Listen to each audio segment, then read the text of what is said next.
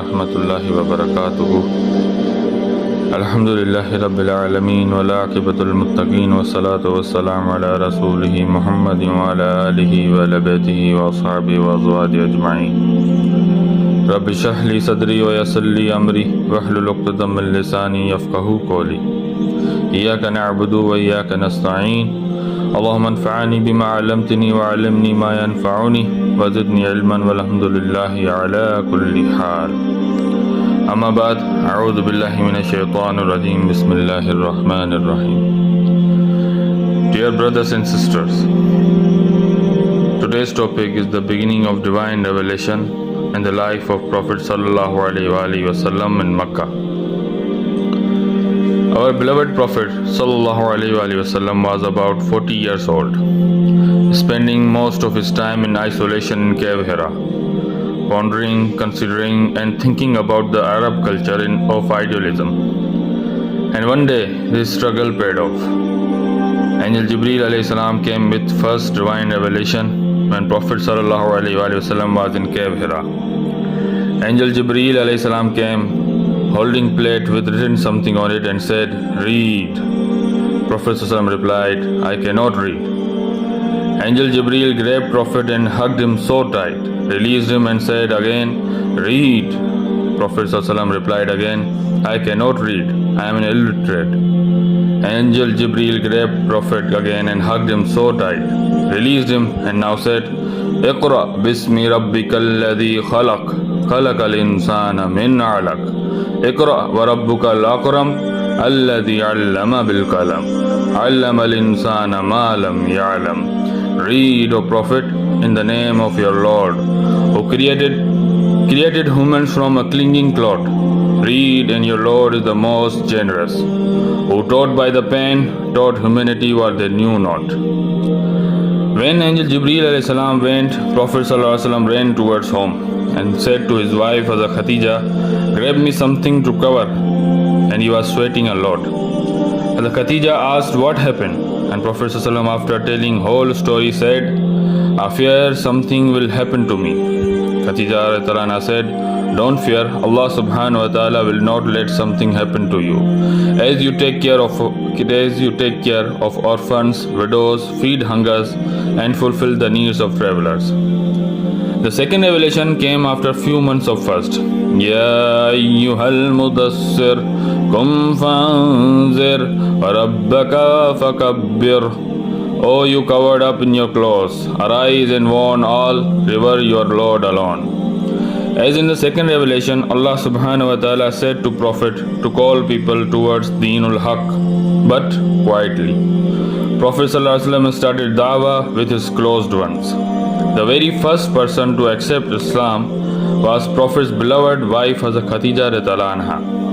Then your closest friend Abu Bakr Siddiq radhiyallahu anha, and your cousin who was under your own care, who was living with you, Ali karamallahu wajh, and your servant Zayd bin Harisa radhiyallahu anha.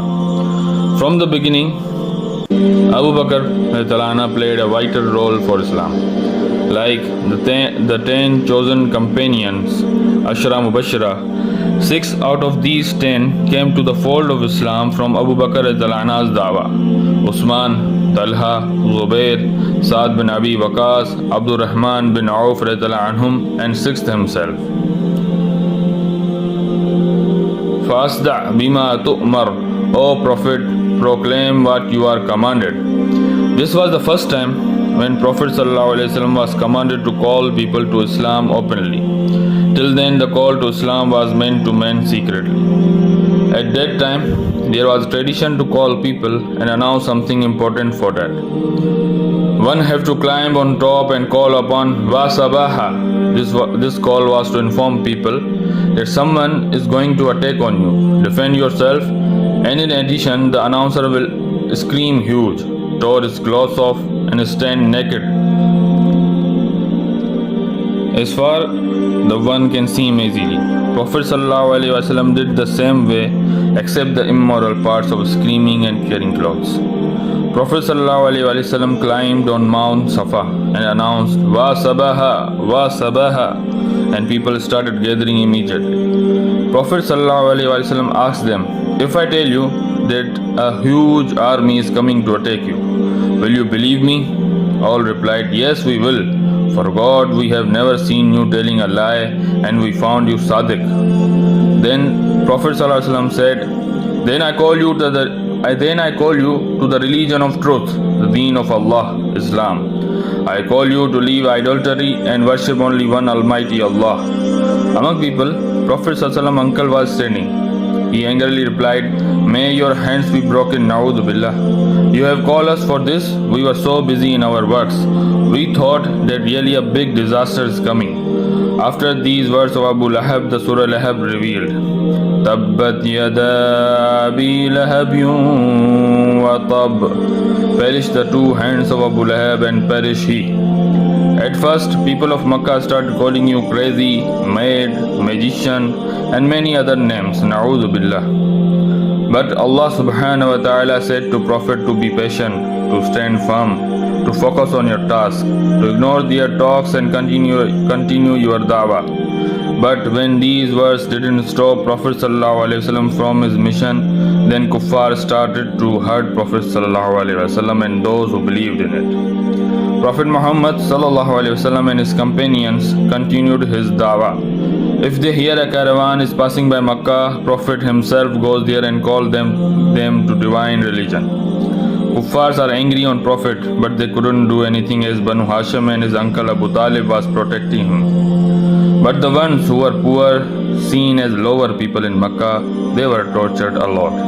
Like Khabab bin Al-Rat radhiyallahu anhu was laid down on burning coal to stop following Muhammad sallallahu alaihi wasallam. Hazrat Bilal Habshi radhiyallahu anhu was laid down on burning sand and heavy rock was on his chest. Sometimes his neck is rope tight and rope is given to boys who drag him on his face in the streets of Makkah. But from the tongue of Bilal radhiyallahu anhu, there was only one word, Ahad, Ahad. Family of Yasir radhiyallahu anhu became the victim of Abu Jahl's cruelty. He put a spear in her and she became the first martyr in Islam, the mother of Yasir radhiyallahu anhu. Her husband Hazrat Ammar radhiyallahu anhu was martyred in a most painful way. His arms and legs were tied with rope and other end of the rope was tied with 4 different camels. Kuffar ran camels in 4 different directions and Hazrat Ammar radhiyallahu anhu was pierced in 4 parts. Telling these stories and listening these stories are so easy, but just think for a while, imagine for a while. Think if you were on their place or your beloved one were there on their place, what would you do? How would you bear this? Well, that's another topic. Let's come back to the topic. Not only companions, but Prophet himself bear cruelty. Once Prophet was praying in Kaaba, Abu Jahl sent Uqba bin Abi Mu'ayth to look what is Prophet doing. Uqba on orders of Abu Jahl grabbed the waist of camel and put it on Holy Prophet's head, by which Prophet couldn't lift his head up. This cruelty has now reached on its peak in 5th year of Nabawi, and there was no choice but to migrate. Companions got permission from Prophet and first migration in the way of Islam happened to Habsha.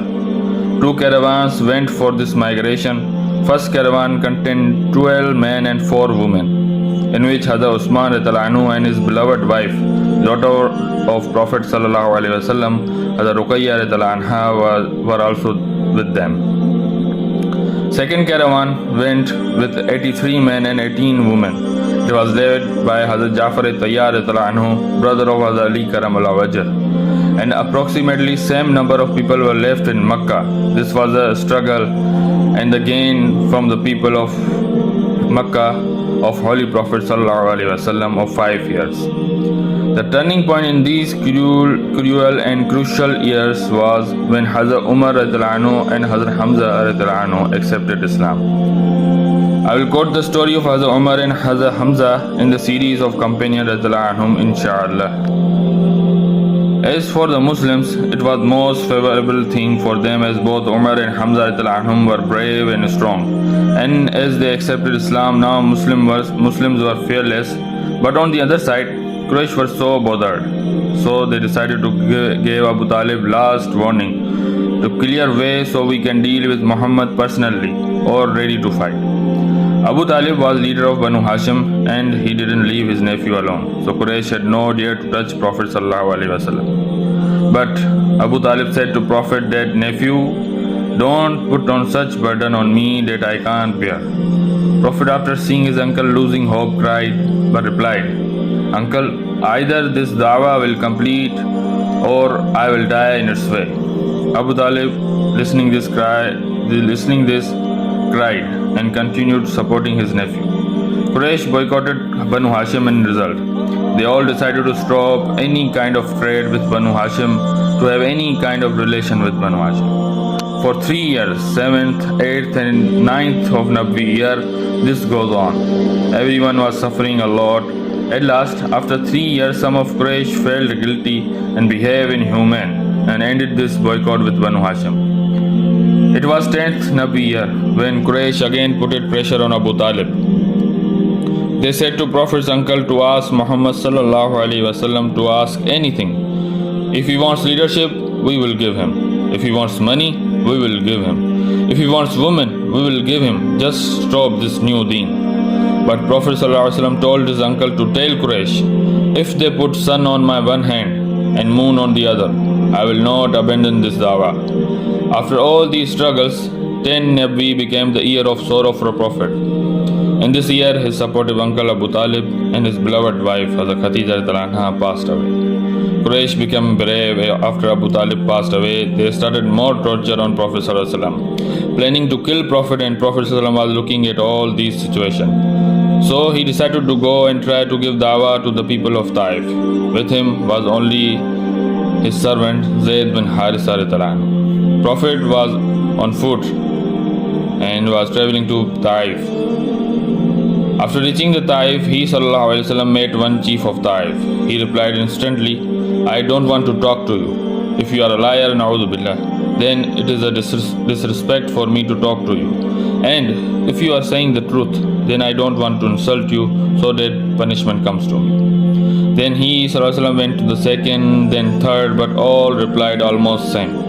He ﷺ started to come back with nothing, but people of Taif didn't leave him alone. They sent some boys after Prophet, who threw so much rocks that Prophet was bathing with his own blood. His sandals got ripped and his feet were attached with sandals because of blood. Prophet ﷺ, saving himself, running away from them, seated at one place. Then he ﷺ made dua to Allah subhanahu wa ta'ala. He said, O Allah, I have come to you to give you complaint about my lack of strength and resources.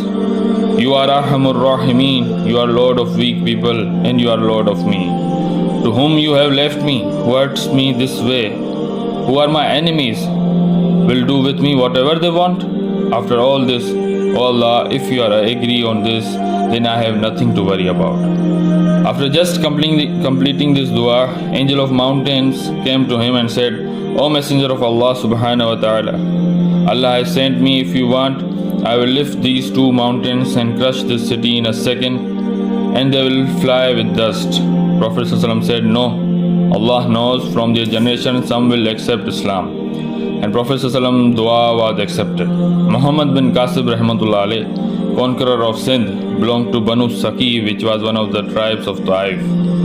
In return to Makkah from Taif, Prophet ﷺ couldn't enter Makkah as he went to Taif because his murder was planning in Makkah, and now his entry is forbidden in Makkah.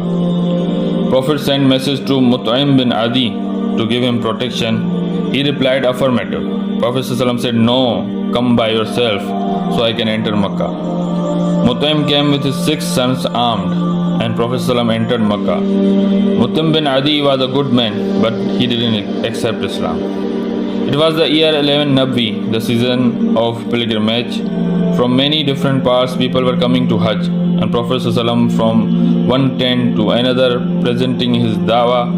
Among those people were the 6 people from Yathrib. Prophet ﷺ gave dawah to them, and they were looking at each other's faces surprisingly. They were surprised because in Yathrib there were 3 Jew tribes, and they had listened from them for years that a prophet has to come, and they have listened the stories from Torah from Jews.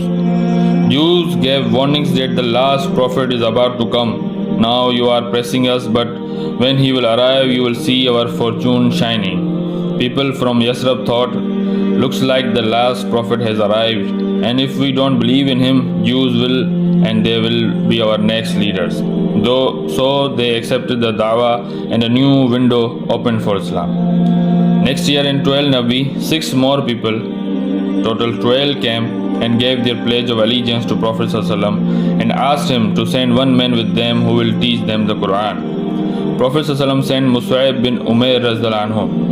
This pledge is called Pledge of Uqba, Baytul Uqba. For 1 year, Hazrat Mus'ab taught them the Quran, and the next year, in 13 Nabi, 72 men and women came and gave pledge to Prophet ﷺ. In this pledge, people of Yathrib said to Prophet to come to them, we will protect you. One of the people said, "O people of Yathrib, think well.